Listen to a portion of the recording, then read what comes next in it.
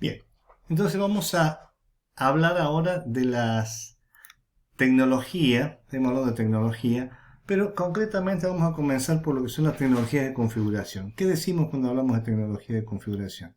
Nos estamos refiriendo a esos, nosotros hemos dicho que todos los PLD tienen una estructura que viene dada por el fabricante y que la configuración se le da el estado de los switch que nosotros, esos micro switch que hay, y de acuerdo al estado de esas conexiones es que le damos la funcionalidad a nuestro sistema. Bueno, hay distintas tecnologías para implementar esos switch o llaves o interruptores, que es la que vamos a ver nosotros ahora. ¿Qué es lo que nosotros nos interesa que debe tener un switch de esas características? ¿No es cierto? Es decir, ¿qué características tiene ese switch que une esas dos conexiones para que sea óptimo?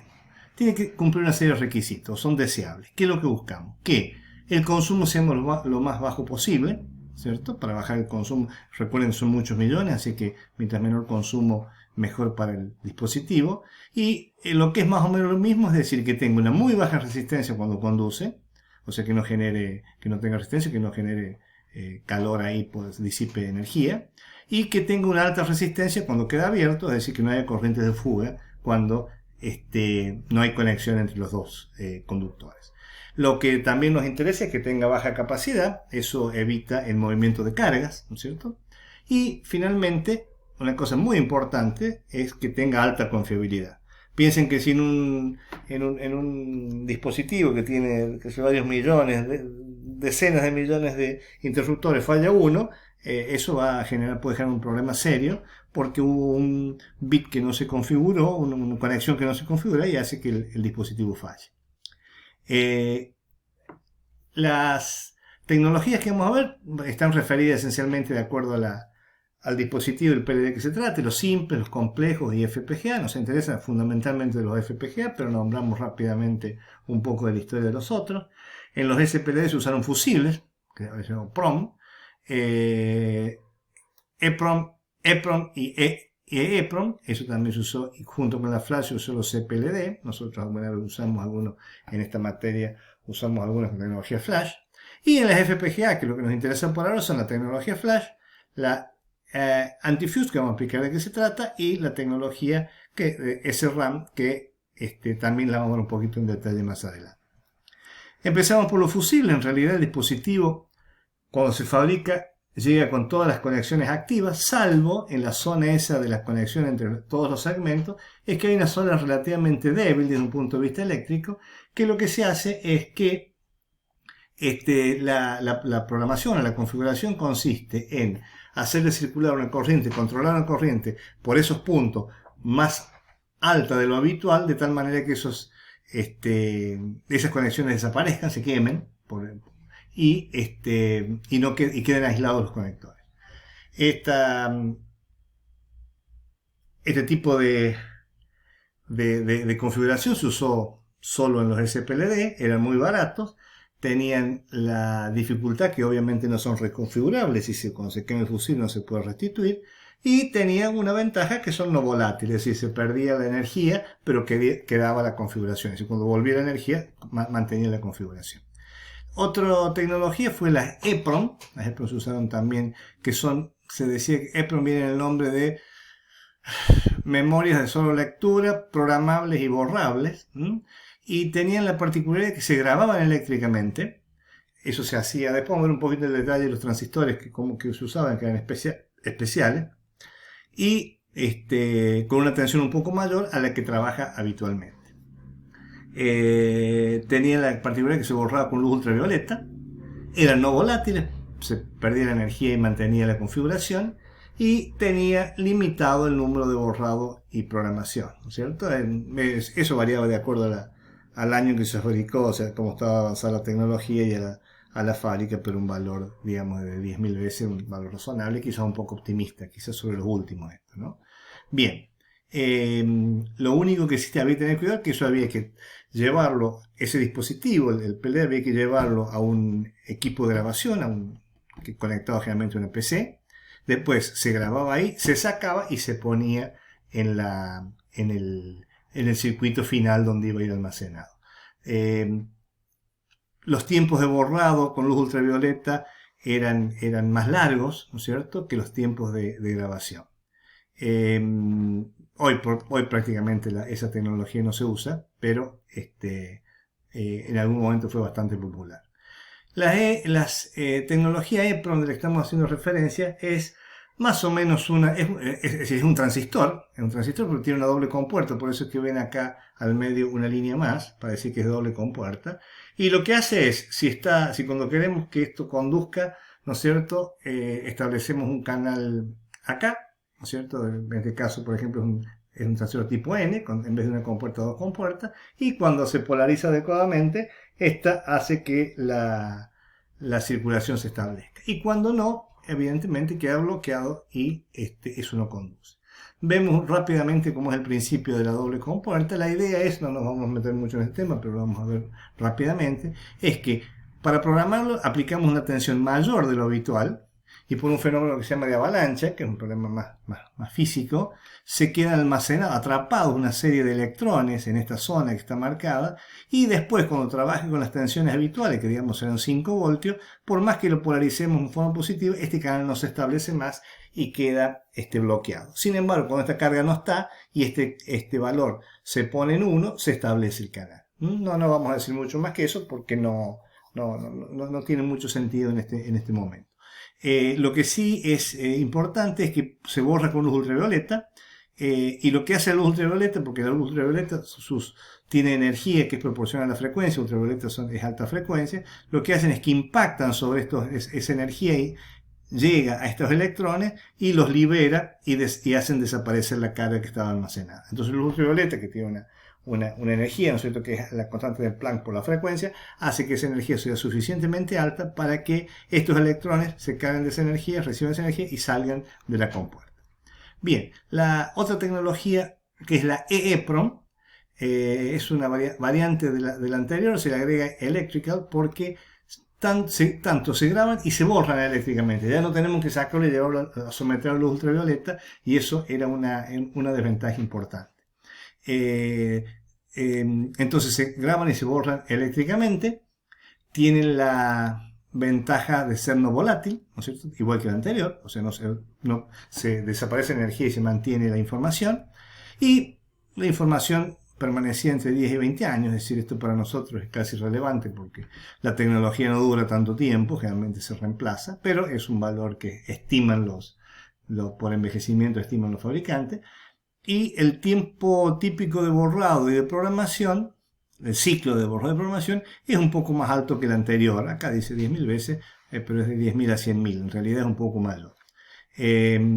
Y tiene una ventaja importante que se puede hacer en el mismo circuito donde va a ir alojado el dispositivo, ¿no es cierto?, se puede hacer un pequeño hardware adicional para que se pueda borrar in situ a través de una conexión, qué sé yo, USB a la computadora, o paralelo en esa época. ¿No es cierto? Ya no hay que sacarla del circuito y llevarla a un equipo especial.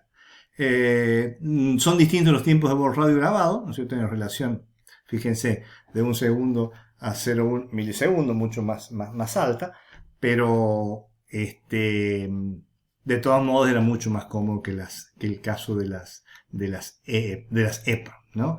El transistor, que no es exactamente el mismo, pero es similar, el que se llama Flotox, ¿no es cierto?, con respecto al otro, tenía características de una doble compuerta, es mucho mayor densidad, o sea, más chiquito, ¿no es cierto?, y también tenía una doble compuerta, y los electrones que quedaban atrapados acá, en vez de ser por el fenómeno de avalancha, eran por un fenómeno que se llama efecto túnel, que es, en punto de vista práctico, igual que el anterior, porque se atrapan los electrones, pero tiene otras características, que no nos vamos a meter ahora porque escapa a la idea de la materia. Y acá tiene una ventaja, es que uno se puede, estos transistores, grabar y leer palabra por palabra, ¿no es cierto? Vamos a ver que los flash después no lo logran. Para hacer de alguna manera, el problema de estos transistores es que necesitan otro transistor más normal de los habituales para trabajar. Fíjense, en este caso estos dos transistores están bloqueados, ¿cierto? Porque tienen carga negativa, y hacen que si queremos implementar la función, perdón, al revés, tenemos 4 transistores y queremos implementar esta función, por ahí, para dar un ejemplo, C más D negado, que es C negado por D negado, lo que tenemos que hacer es que para que esto conduzca, ¿no es cierto?, independientemente de los valores de A, ¿no es cierto?, independientemente de los valores de A, esta información digamos, va a depender solamente de los valores de C y D, como indica ahí. Entonces, esto es C más D negado, cualquiera de estos que sea 1, ¿no es cierto?, hace que esto circule y se implemente esta función.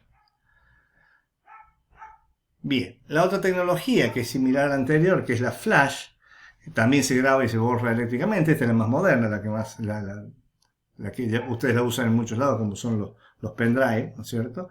Y es no volátil también, tiene una permanencia de 10 a 20 años, igual que la anterior, tiene un número típico también más alto que el anterior de borrado y programación, y también tiene la posibilidad de que se lo grabe en el mismo circuito en donde está el dispositivo.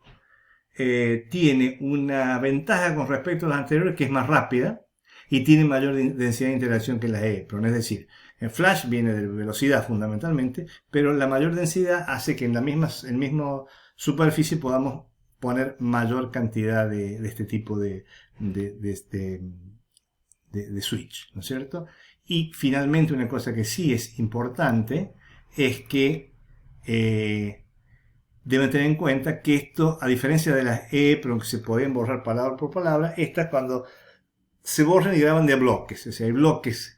Nosotros no podemos borrar una única palabra, sino que se borran de bloques. Esto es porque hay un transistor particularmente que afecta para el borrado, si puede grabado a una zona de la memoria, lo cual no suele ser un inconveniente, particularmente en las FPGA, porque nosotros grabamos todo en realidad de una vez y queda con ese valor y no tenemos que almacenar la información anterior. Bien, y una cosa que quizás sea nueva para ustedes son las antifuse o antifusibles o interfuse, como les quieran llamar, y que inicialmente todos estos, los que tienen esta tecnología, todos los switches comienzan, cuando el fabricante los envía, están todos abiertos, no hay ninguna conexión establecida. Y tiene la característica de que son mucho más pequeñas, o sea, tienen mucho mayor densidad de interacción, podemos poner mayor cantidad de switch en la misma unidad de área que en los casos anteriores, y son insensibles a la radiación. Vamos a volver sobre este tema, ya les cuento lo que es. Quiere decir que si ustedes recuerdan los anteriores, se acuerdan que quedaban atrapados algunos electrones en las compuertas, esas compuertas flotantes que había. Cuando nosotros, por ejemplo, salimos de la atmósfera, vamos por ejemplo, en satélites o en cosas que no están protegidos por la atmósfera, hay fenómenos de alta radiación, ¿cierto? Y esa radiación, asimílenla a la ultravioleta, lo que hace es mayor todavía, ¿cierto? Es impactar sobre esos electrones que quedan atrapados y los pueden sacar de esa zona y perder la configuración inicial. No tiene ningún transistor, esta tecnología no tiene electrones atrapados. Se programa una única vez, es el único problema, y trabaja de la siguiente manera. Es un proceso físico-químico que se produce, y cuando se produce una corriente, esta zona que era aislante, esta zona del dieléctrico que está acá, que era aislante, se convierte, por ese fenómeno del que hablamos, en una zona conductora. Entonces queda en conducción. Entonces, como no hay ningún electrón ahí, cualquier radiación es insensible. Esta es la preferida de todas las tecnologías satelitales. Son mucho más caras y tienen el problema de que se programan una única vez. Si nos equivocamos, perdemos el dispositivo. Y son muy caras, ¿cierto? Entonces generalmente se hace una prueba sobre EEPROM hasta que todo anda, y después cuando se va a mandar al satélite se programa la definitiva. Bien, con esto terminamos la parte de la parte de de estas tecnologías y vamos a pasar a las